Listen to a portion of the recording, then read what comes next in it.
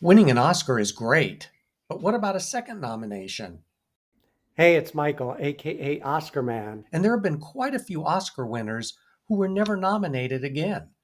Some perhaps rightly so. But what about others who gave performances worthy of a nomination? Interestingly, the Best Actress category is filled with a majority of winners who were nominated a second or third or even lots of times. In the supporting categories, many more were one and done. For example, Patty Duke, as we all know, won her Best Supporting Actress Oscar for 1962's The Miracle Worker, in my mind, one of the most deserving wins in Oscar history. And while that performance was a tough act to follow, Duke did some noteworthy work after this film. No, I'm not referring to this performance. Boobies, boobies, boobies. Nothing but boobies. Who needs them?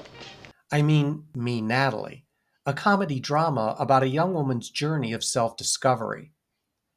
The film itself didn't generate much enthusiasm, but Duke's performance did win the Golden Globe, beating out the likes of Ingrid Bergman, Shirley MacLaine, Anna Magnani, and Barbara Streisand. Why do you wear that dog collar on your ankle? Because I like it. Because it's me. Who's you? Natalie Miller, who's you? David Harris. Is that the only reason? No. I wear it to tell people that I know who I am. And while Me, Natalie isn't remembered much anymore, it is noteworthy for featuring a screen debut of an actor who went on to bigger things. My name is, You dancing or taking a tour? I'm dancing. What do you think? Come on.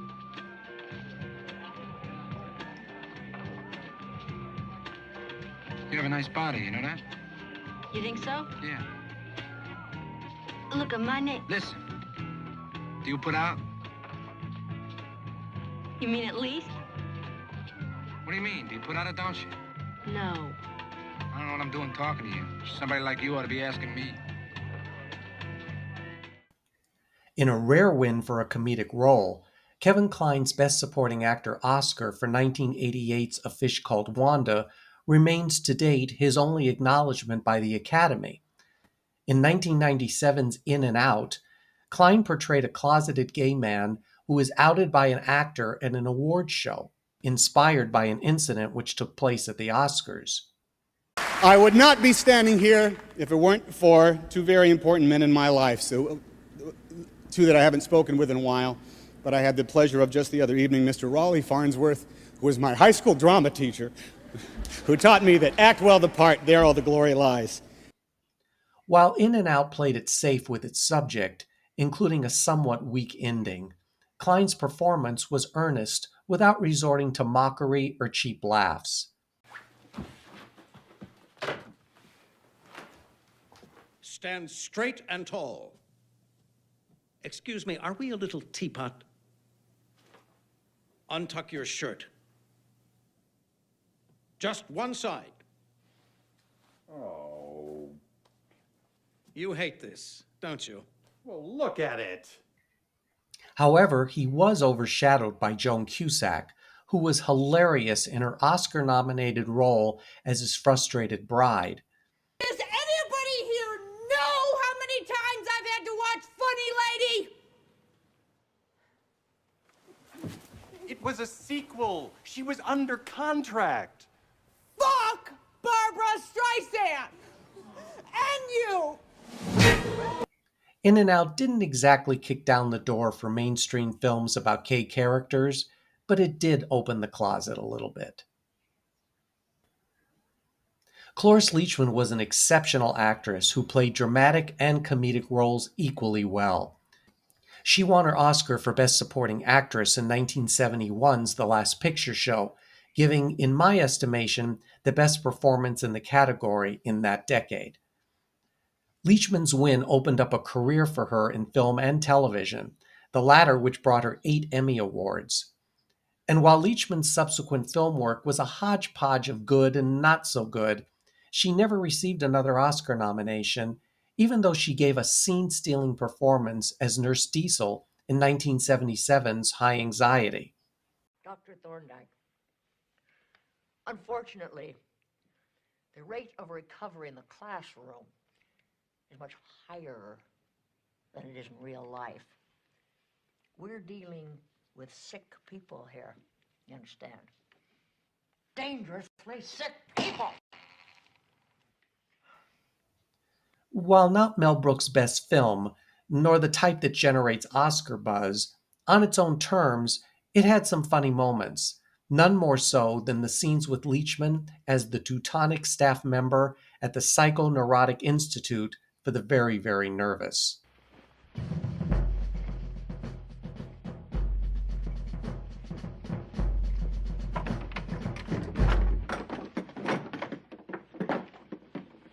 Who was it?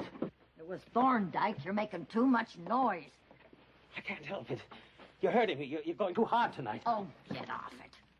I know you better than you know yourself. You live for bondage. It's a shame that this type of broad comedy isn't considered by the Academy, because Cloris Leachman's omission was, I found, very disturbing. While I have never been a strong admirer of 1957's Sayonara, the film which won Red Buttons his Best Supporting Actor Oscar, I do believe the comedian turned serious actor gave a performance worthy of another nomination in 1969's They Shoot Horses, Don't They? Stuffing them up good for the slaughter pen. Right down the chute and some big dumb bohunker standing there with a sledgehammer. Boom. They don't know what's going to happen. That puts them one up on us, don't it? Yeah, if you think of it that way. What's the matter with him? Nothing. A film which pulled no punches about the brutality of human desperation, Buttons perhaps did his best work as Harry, a participant in a series of dance marathons whose final elimination round becomes too literal. What's the matter? What's wrong? Yes!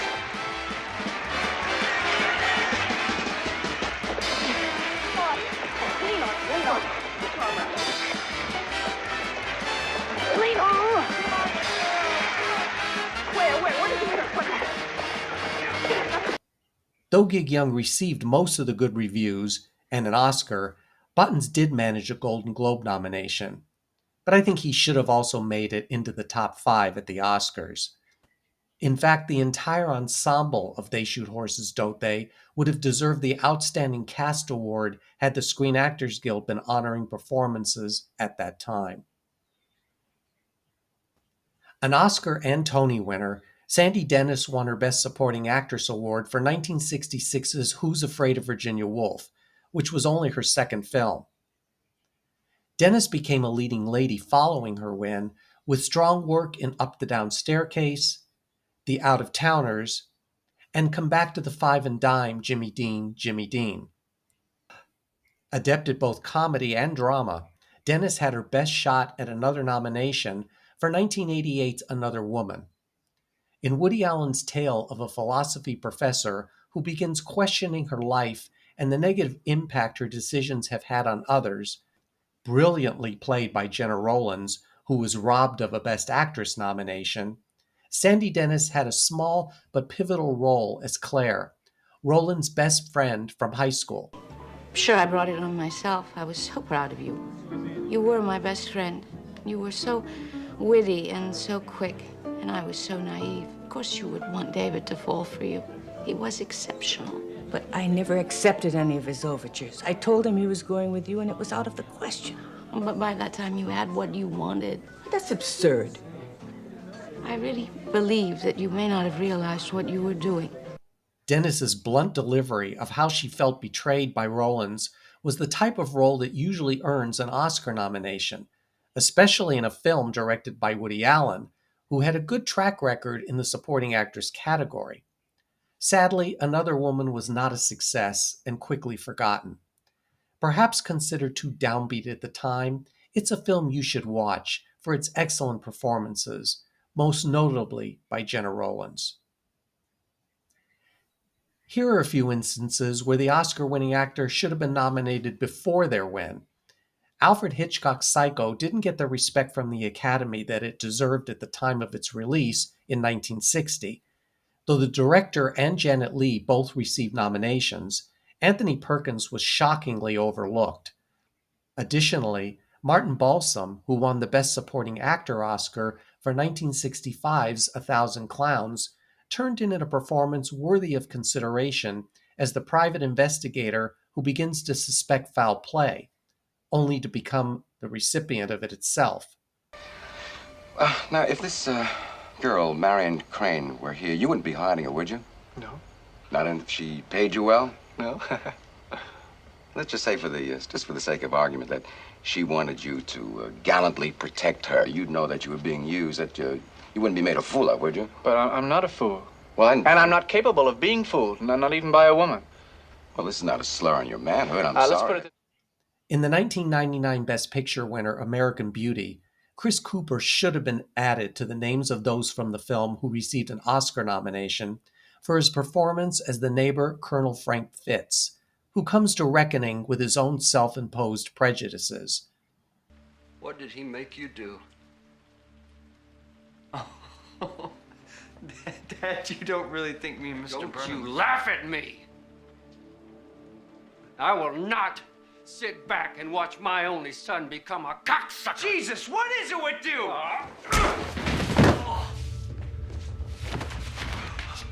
I swear to God, I'll throw you out of this house and never look at you again!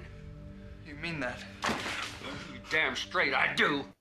After I saw American Beauty, Cooper's performance was the one which stood out to me, and he did receive a SAG nomination. And we know there have been several instances where an actor gave 2, or sometimes 3, Oscar-worthy performances in the same year. But since the Academy's rule only allows 1 to be nominated, another equally great one is left out. Such was the case in 1958, when Burl Ives won Best Supporting Actor for The Big Country, which he deserved. However, Ives could have easily been nominated for that year's Cat on a Hot Tin Roof as Big Daddy, a role he originated on Broadway. Pretended like I care for Big Mama. I haven't been able to stand that woman in 40 years. Church, it bores me. But I go, and all those swindling lodges and social clubs and money-grabbing auxiliaries, it's got me on the #1 sucker list. Boy, I've lived with mendacity. Now, why can't you live with it? You've got to live with it. There's nothing to live with but mendacity. One of my favorite winning performances in the Best Supporting Actress category was given by Jo Van Fleet in 1955's East of Eden. Among her first 3 films that year, Van Fleet delivered a scorching portrayal as James Dean's absent mother, the owner of a local brothel. Following her Oscar win, Van Fleet only went on to make a handful of film appearances, one of which was 1960's Wild River. As Ella Garth, the strong-willed matriarch who refuses to sell her land to TVA head Chuck Glover, played by Montgomery Clift, Van Fleet had the misfortune of giving an Oscar-worthy performance in a film that flopped at the box office. Oh, you can get me all by force, I reckon. It won't take much force, but it will take some. And that's the only way you ever get me off of here. Because I ain't a-going against nature. And I ain't a-crawling for no damn government. Jo Van Fleet was also excellent as Peter Sellers' mother in the now cult classic I Love You, Alice B. Toklas. Though the film is dated, you should definitely check it out. Shirley Jones and Olympia Dukakis both gave strong performances in films following their wins as Best Supporting Actress. Though viewers of this channel are divided on the worthiness of Jones' win for 1960's Elmer Gantry, I thought she did an excellent job, cast against type as prostitute Lulu Baines. In the same decade, Jones had the opportunity to portray the cynical friend of Gene Simmons in 1969's The Happy Ending, providing some biting words about relationships and fidelity. I think I'm scared. 26 black. You've never had a... Nobody? Not once in 16 years? My God. You belong in a museum. I forgot my glasses. I won't even see what's happening. It's better with your eyes closed. I've forgotten what to say or do. Say nothing. Do everything. Moore seemed to approve of Dukakis' win as Cher's mother in 1987's Moonstruck, one of my favorite performances. In Away from Her, Olympia Dukakis played Marion, the wife of a nursing home patient who begins a relationship with the husband of another patient, played by Julie Christie. The only thing that separates one kind of person from another is there are some who stay angry about it, and there are some who accept what comes their way. But now, looking at what came my way,